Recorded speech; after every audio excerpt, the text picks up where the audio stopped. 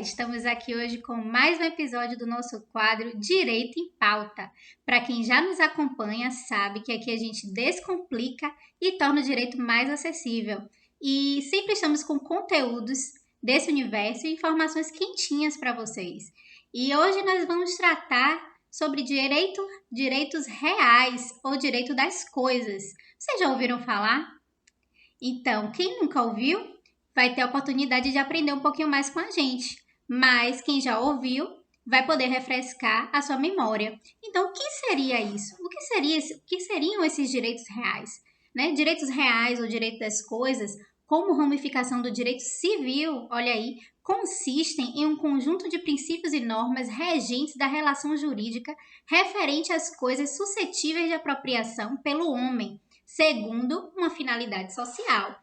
E assim, para a gente deixar ainda mais claro, né, esse tema de direitos reais, fizemos assim um quadro comparativo para que você possa relacionar os direitos obrigacionais e os direitos das coisas. E quais seriam as diferenças, né? A relação dos direitos obrigacionais é realizado entre pessoas, quanto o direito das coisas é realizado entre pessoa e coisa. A eficácia dos direitos obrigacionais ela é interpartes, ou seja, direito de reclamar a prestação tão somente do devedor. A terceiros nada implica tal obrigação. Já nos direitos das coisas, a eficácia é absoluta, ou seja, possibilidade de reclamação da violação contra todos, efeito erga omnes. A violação pode ser por ato positivo, dar, fazer, ou negativo, não fazer algo que deveria ser feito. Já no direito das coisas, a violação se dá sempre por ato positivo. No direito das obrigações, o objeto é o fato, comportamento.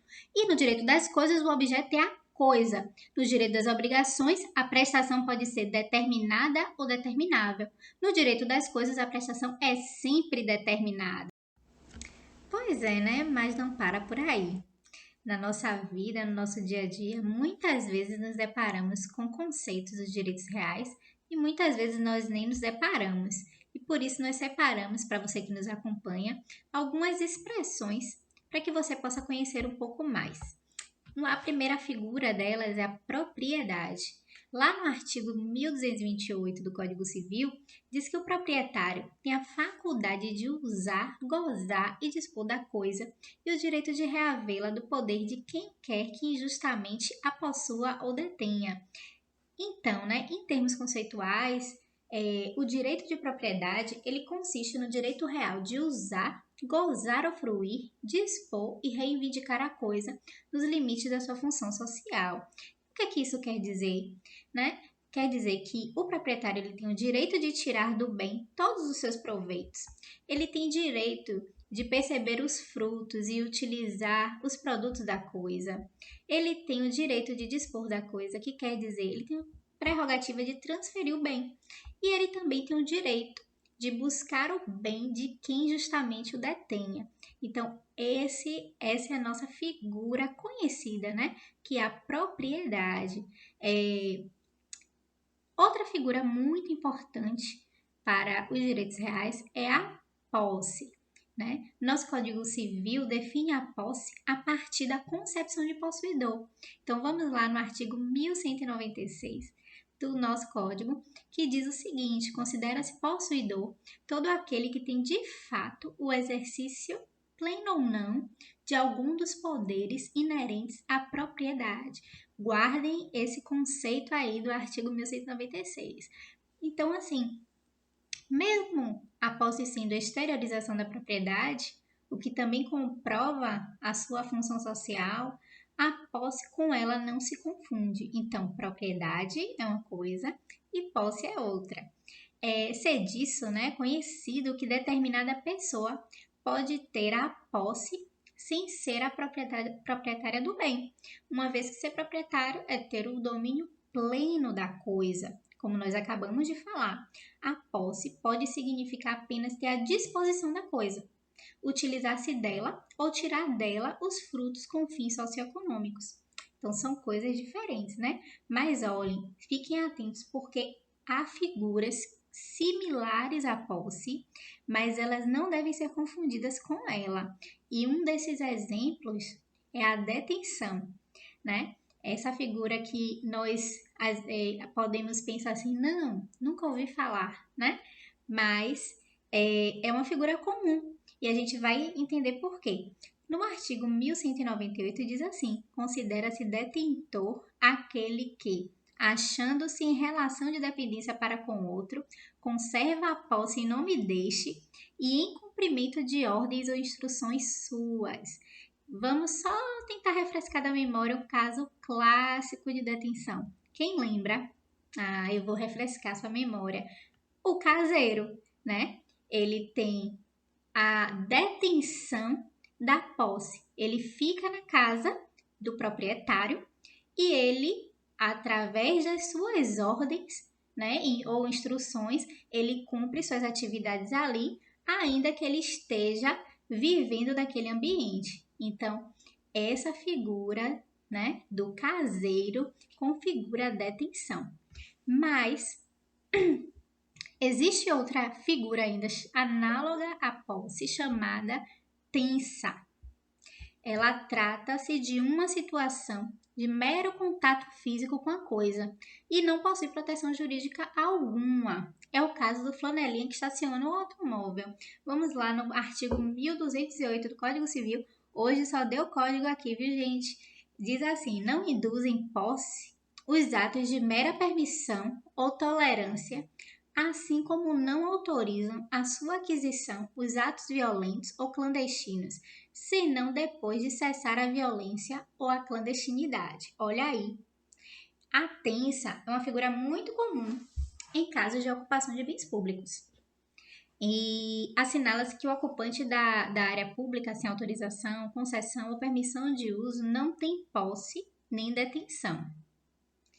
Então, o ocupante da área pública, que ele não tem autorização nenhuma, ele não tem concessão, ele não tem permissão, ele nem tem posse, nem tem detenção, mas ele tem a tensa, né? Isso aqui que a gente acabou de falar configura uma situação fática de tensa. Porém, o Superior Tribunal de Justiça flexibilizou a disciplina em decisões recentes no âmbito da ocupação de bens públicos dominicais. Foi permitido o uso das ações possessórias em caso de disputa de tensa entre particulares. Pois é. Outras figuras, né? São mais de duas que a gente vai trazer aqui para vocês e a gente vai diferenciar rapidamente que são o uso e o usufruto. O uso é um direito real que o sujeito tem de usar uma coisa e dela retirar o que for necessário para o seu sustento e de sua família. O usufruto, por sua vez, é onde o sujeito tem o direito de desfrutar de um bem alheio por tempo determinado, sem ser o seu proprietário e sem retirar sua substância. Nos direitos reais, nós temos muitos conflitos, né, envolvendo posse e propriedade. E hoje nós trouxemos para vocês um caso importante de direitos reais envolvendo posse e propriedade no estado do Ceará. O conflito, esse conflito que a gente trouxe hoje, ele envolve a reintegração de posse de vias importantes do Ceará pela Transnordestina e gerou um grande conflito com o estado do Ceará. E a gente agora vai conversar com essa especialista que nós amamos muito, Dalila, e ela irá nos explicar um pouco sobre as ações possessórias e, em sequência, teremos contato com os representantes da Transnordestina e do estado do Ceará. Olha aí, muita coisa boa hoje aqui, né? Tchau, tchau! Olá, para o Direito em Pauta eu fui convidada para falar um pouco sobre as ações possessórias. Então, para entender sobre esse tema, a gente precisa entender que existem dois tipos de violações aos direitos do possuidor.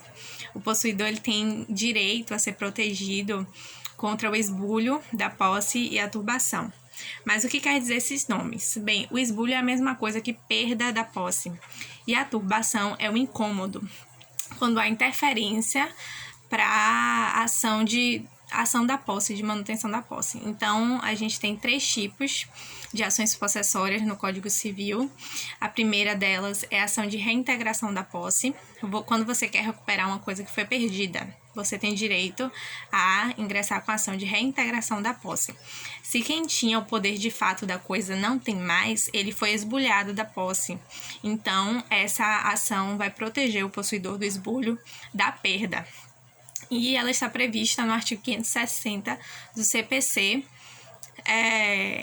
como está disposto, né? No artigo 60 está: o possuidor tem direito a ser mantido na posse em caso de turbação e reintegrado em caso de esbulho.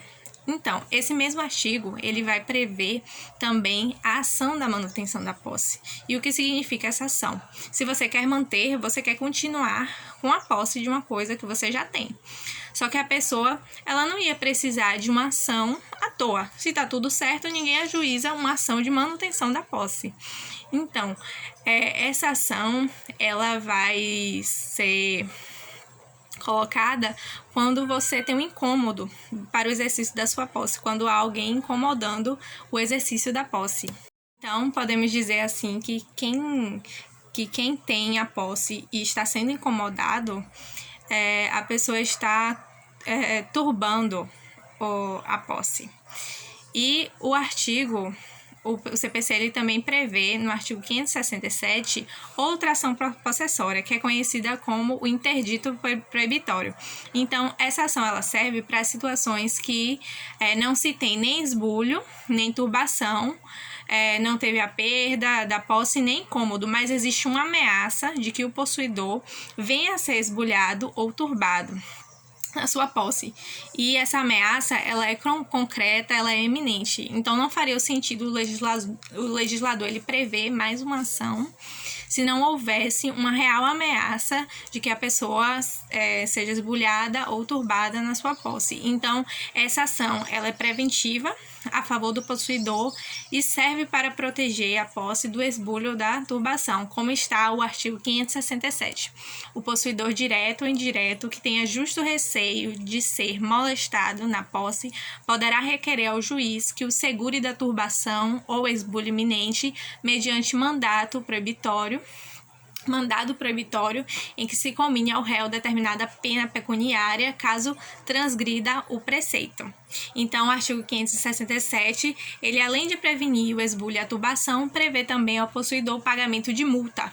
O juiz, então, ele pode estipular uma multa para a pessoa que está ameaçando o possuidor, para que essa pessoa pague enquanto estiver ameaçando esbulhar ou turbar a posse. Então, o estabelecimento dessa multa, ela serve para que cesse a ameaça. Bem, então explicando assim, parece que essas três ações são completamente diferentes e com aplicabilidades também diferentes, mas no caso prático, às vezes é difícil se entender quando é uma ação de reintegração de posse ou uma ação de manutenção ou quando é interdito proibitório apenas. Então, o legislador ele determinou a fungibilidade das ações possessórias no artigo 554 do CPC. E isso é uma exceção, visto que normalmente o juiz ele não pode dar à parte o que ele não pediu. Nas ações possessórias, o juiz ele pode, dentro de limites, conhecer uma ação diferente a que a parte ajuizou e conceder também um pedido diferente. Então, se a parte acha que é uma ação de reintegração de posse, mas o juiz acha que é uma ação de manutenção de posse, ele pode reconhecer o que ele acha que cabe no caso concreto, mas isso não pode ser feito de qualquer forma. Há limites. Então, só cabe fungibilidade nas ações possessórias, mas não cabe jamais essa fungibilidade entre uma ação possessória e uma ação petitória, porque se a causa de pedir de uma é posse e de outra propriedade, não pode haver essa fungibilidade. E o outro caso é quando há presença de pressupostos da ação que o juiz for reconhecer. Por exemplo, se a pessoa ingressa com a ação de manutenção de posse e na peça inicial está presente todos os pressupostos de interdito proibitório. Então, o juiz ele pode reconhecer a ação de manutenção de posse com efeitos de interdito proibitório por conta desses requisitos que foram atendidos. Bem, agora no direito em pauta, visto que a gente já sabe quais são as espécies de ações possessórias, a gente vai ver os principais argumentos do Estado do Ceará e da empresa Transnordestina Logística, no caso da ação de reintegração de posse pelo Estado das vias entre as cidades de Miraíma e Sobral. Olá, saudações a todos. Me chamo Gabriel de Jesus e hoje fui convidado pelo Direito em Pauta para poder complementar um pouco mais as discussões que já foram abordadas aqui pela nossa especialista e pela nossa apresentadora. Hoje, para materialização de tudo que foi já explicitado aqui, abordaremos um embate jurídico que há sobre a Transnordestina Logística e o Estado do Ceará. Basicamente, é uma ação de reintegração de posse, onde a Transnordestina requer a posse, de uma via que liga os municípios de Miraíma e Sobral, no estado do Ceará. Bom, de início, na condição de defensor do estado do Ceará, é mais prudente a manutenção da posse pelo estado do Ceará.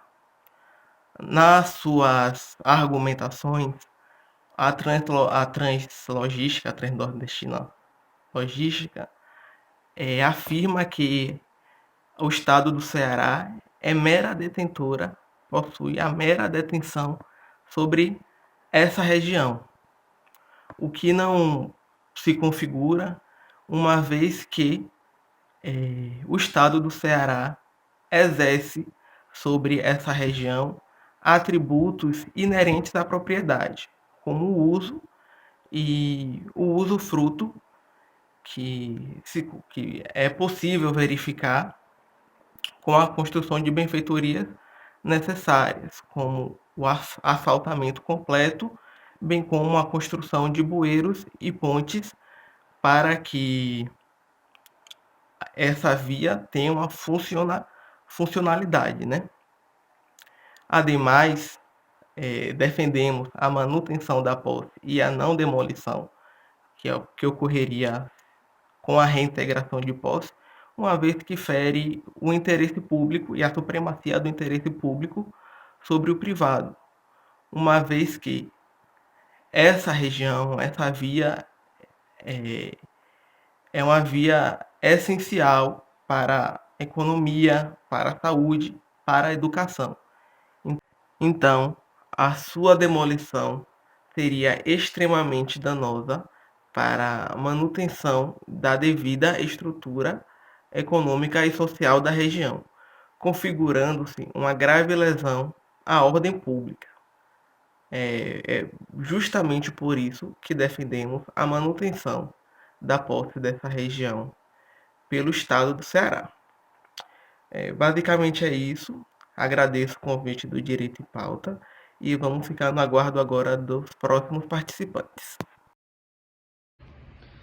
Olá, prezados. Meu nome é João Vitor Lisboa e hoje eu fui convidado pelo Direito em Pauta para falar um pouco sobre a reintegração de posse, uma vez que eu sou o representante legal, o advogado da Transnordestina Logística, empresa de construção de ferrovias ao longo do Brasil.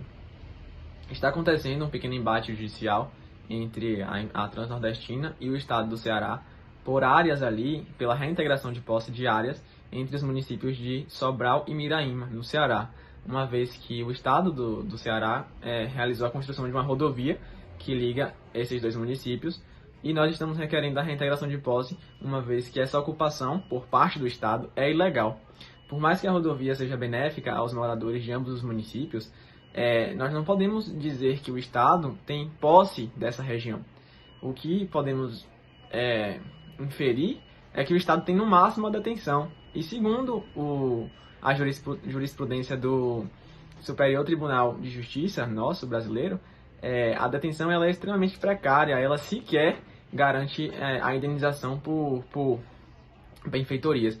Então, o Estado não tem posse sobre essa região, ele tem no máximo a detenção, e nós somos sim a favor da reintegração de posse por parte da empresa e da demolição da rodovia, uma vez que isso não vai lesar sequer a ordem pública. Por que não vai lesar se vamos acabar por destruir, digamos assim, uma rodovia? Não vai haver lesão, porque a construção ela já foi feita em uma área que era não edificável, não era para haver construções ali. Então, o erro foi desde um princípio.